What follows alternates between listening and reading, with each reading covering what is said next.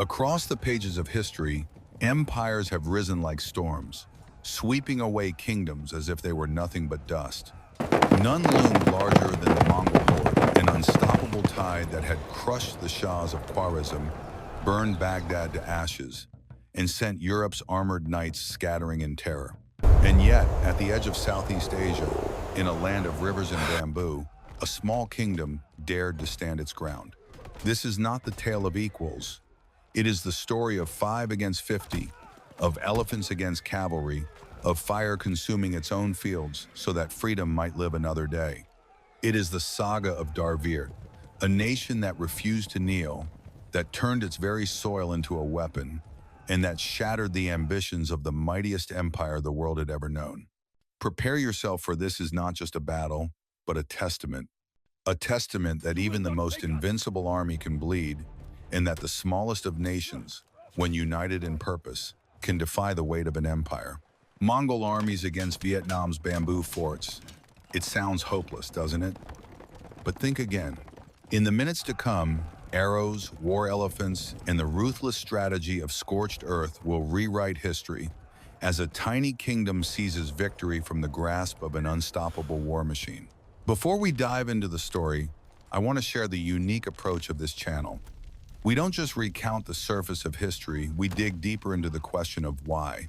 How often have we skimmed through textbooks, memorizing names, dates, and battles carved in stone, yet rarely pause to ask ourselves, why did events unfold the way they did? What hidden forces drove kings, generals, and entire nations toward glory or toward ruin? This channel exists to chase those unanswered questions. Behind every resounding victory and every tragic defeat, behind every web of court intrigue and every labyrinth of strategy, lie motives and fears buried deep within human minds.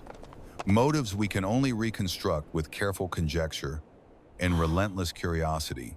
Our premiere series, History What If, begins with a saga almost too improbable to believe.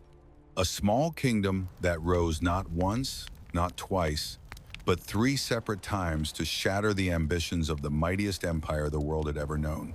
Prepare yourself for the full story, because history, like the human heart that shapes it, is never as simple as it appears on the surface. In the mid-13th century, the Mongol Empire towered as the most powerful force on earth. Their war machine had crushed the Khwarezmian Shahs, sacked Baghdad, and shattered Europe's armored knights. They commanded a transcontinental empire stretching from Korea all the way to Eastern Europe. At the same time, Dai Viet was a prosperous yet relatively small kingdom in Southeast Asia. Its terrain was rugged, its armies modest in scale. In sheer numbers and logistics, the Mongols outmatched Dai Viet by at least 5 to 10 times in cavalry, in siegecraft, in regional influence. The first Mongol invasion of Dai Viet in 1258 was driven by a clear strategic goal: to secure the southern flank of Yunnan, consolidate control over former Dali territories, and force Dai Viet into submission as a vassal state, just as they had done with Korea and Champa. But what followed was not at all what the great Khans had expected. They came like thunder, but the storm carried a name: the Mongols.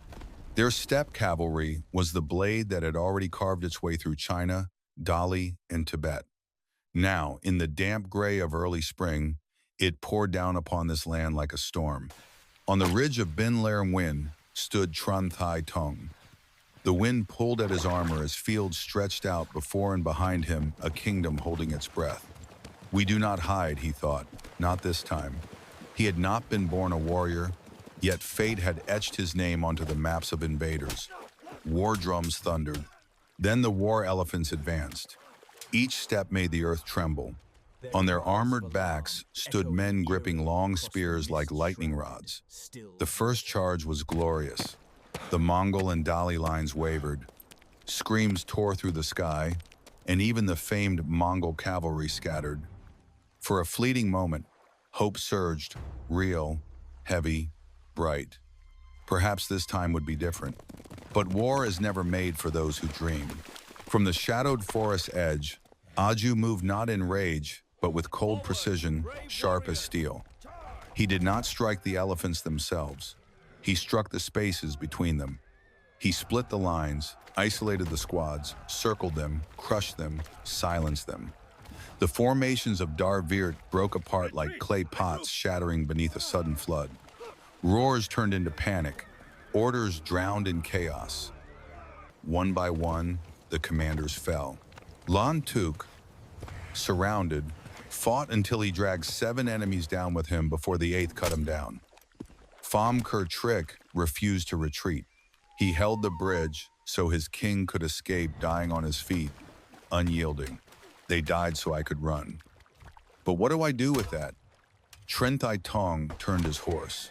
Behind him, shattered banners whipped in the wind. Elephants screamed, men scattered. What had been a formation was now only a memory. He gave the signal to withdraw, not out of cowardice, but out of necessity. It was a chance, a fragile thread of survival. They had won this field, but I was still alive. And the one who survives can take everything back. Emperor Tren Thai Tong's decision after Dong Bordeaux was not cowardice. It was a ruthless act of strategic necessity. He saw Thung Long's granaries emptied and its defenses shattered. He understood that any hope of defeating the invaders depended on keeping his army alive and united. By ordering the evacuation and scorched earth destruction of the capital and the surrounding villages, he traded land for time. He denied the Mongols food, shelter, and local support. He knew full well that such a policy would inflict immense suffering on his own people. Yet he judged this sacrifice far preferable to the total collapse of Dai Viet's military and political order. In burning his own lands, Tren Thai Tong preserved the spirit of resistance. He gave his commanders the chance to regroup at Thien Mac and prepare to strike back. It was cold calculus. Better to lose the fields than to lose the kingdom. To the Mongols, this was no conquest, it was a parade. Aju rode at the head of his column, armor gleaming, horse restless. Behind him, the city gates of Thung Long hung open. No resistance, only silence. They had fled. He laughed aloud. So this is Dai Viet? These are the warriors we were warned of? He had expected flames and bodies, a desperate king hurling himself against the storm like the doomed rulers of Dali. Instead, there were ghostly streets, cold ashes, and empty shrines. He led his horse through the heart of a hollow city. The banners of the great Khan rose over abandoned towers. Soldiers cheered, believing the war already won. Aju smiled too, but the smile soon faded. No victory had ever felt like this. There was no royal body, no broken army, no final clash to seal the triumph.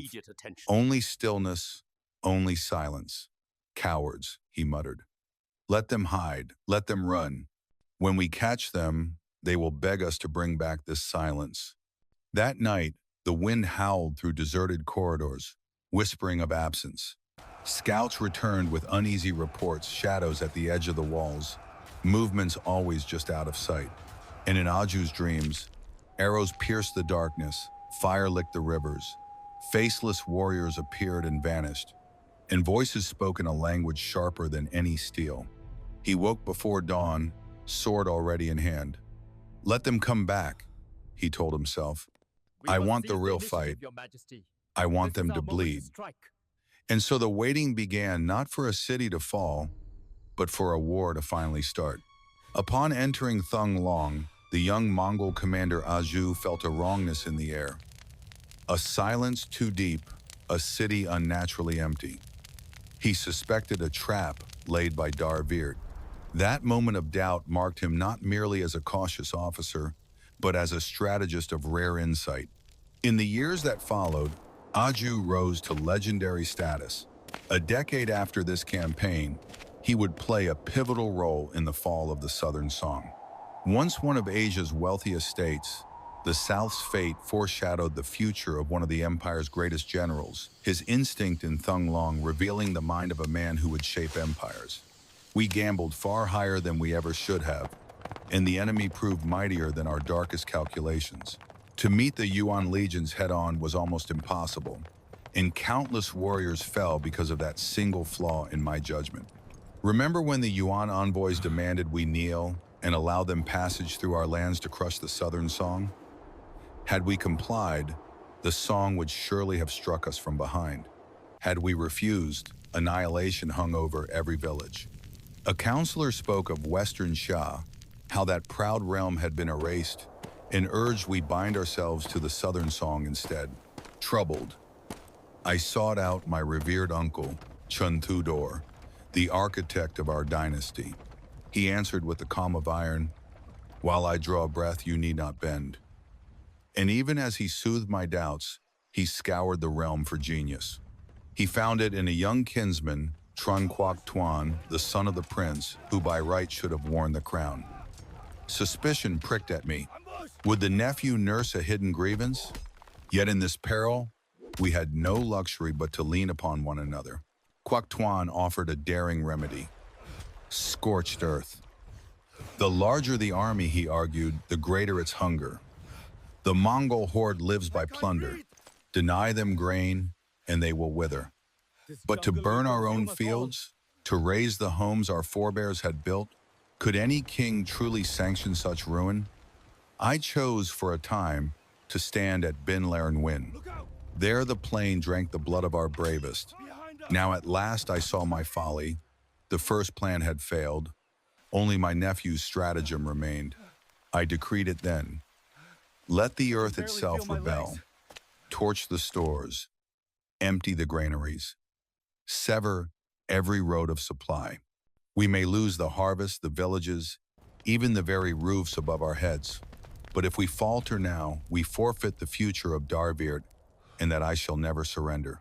Fine wine tasted like water upon my tongue. To the Mongols, the city before them stood hollow. No souls to terrify, no granaries to plunder. As they slipped into Thong Long, the vermin torched every storehouse, every field, every village within reach, leaving the invaders chained to a fragile lifeline of supplies crawling northward from Yunnan. But calamity rides quicker than relief. It thundered out of the tree line like a storm no map had shown. One moment, our supply columns snaked along the riverbank, wheels creaking through the mist. The next, the very mist erupted with shafts and javelins. Bamboo spikes sprang from the mud beneath horse hooves. Oxen reared. Wagons toppled. Sacks of millet burst like torn skins. From both riverbanks, the warriors of Dai Viet poured down lean men in lacquered hats, faces streaked with sap and clay, striking then melting back into the emerald gloom before a bowstring could sing in reply. We tried to form a wall of shields, but the river churned at our backs. Panic split the ranks and the jungle swallowed the screams. Worse still, the cursed humidity bred fever and flux, felling men who had never bowed to sword or arrow. I summoned my council of captains, yet no strategy emerged save one: withdrawal. In all the realms we have broken, never have we met an enemy who fights like scurrying shadows, setting the land itself ablaze to starve its conqueror. Cowardly rats, he muttered, yet even I must concede their game this once. Thus we marched not defeated, but deferred, vowing to return when the earth is green again and their hiding places laid bare.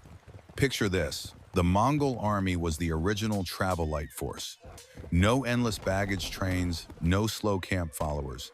Every warrior strapped his bedroll, his bow, and a few days' food onto his horse and moved. That mobility let them fan out, strike 5 villages before lunch, then snap back together for a full-blown set-piece battle by sunset. They were so fast that even Napoleon later would call them a model. But here is the catch. All that speed ran on a razor-thin fuel line grain and fodder. The moment the countryside ran empty, the horde began to run on fumes. Enter Dai Viet's commanders. They looked at those unbeaten charges and said, "Fine, let's take away their gas." Villagers evacuated, harvests were burned, rice paddies flooded. The land itself became a giant booby trap. Suddenly, the world's fiercest cavalry were stuck swatting mosquitoes in swamps, rationing mouthfuls of stale millet, and watching supply wagons be ambushed all the way from Yunnan. So the whole war flipped. It was no longer about who could win a head-on fight. Everyone already knew the Mongols had that covered. It became a grinding test of who could stay fed the longest. In that slow, stubborn contest, the locals willing to torch their own fields held the upper hand. The moral is simple and sharp. Sometimes the fastest army on earth is beaten by an empty pantry. If my reckoning is true, the enemy's grain stores finally ran dry. What fires my fury most is this. Before withdrawing from Thung Long, they torched the granaries and butchered villagers who could not flee in time. Here at the march, I have drilled with my men day after day, awaiting this single moment to strike. Across the realm, our forces converged village militias, the private retinues of quarrelsome nobles, now sworn to one purpose, and the 6 elite guard divisions of the House of Trun itself. All stood ready to avenge the fallen. At Dong Bordeaux, we would strike where confidence blinded them. Yes, Dai Viet was but a minor kingdom before the world's unbeaten horde, but in our very smallness lay the blade they could not grasp. We would thrust straight into their complacency, strike while they suspected nothing, melt away the instant they braced, and return when exhaustion sapped their sinew. We turned jungle and riverbank into snares, so their vaunted cavalry had no room to thunder. Every soldier fought for land, for family, for dynasty. We hunted their commanders without a heartbeat of peace, sowing dread that any road, any thicket might erupt in steel. And when their columns finally broke, the harvest of retribution would be swift and total. Let them remember this small army from this small country, for this army would never bow nor cease the hunt.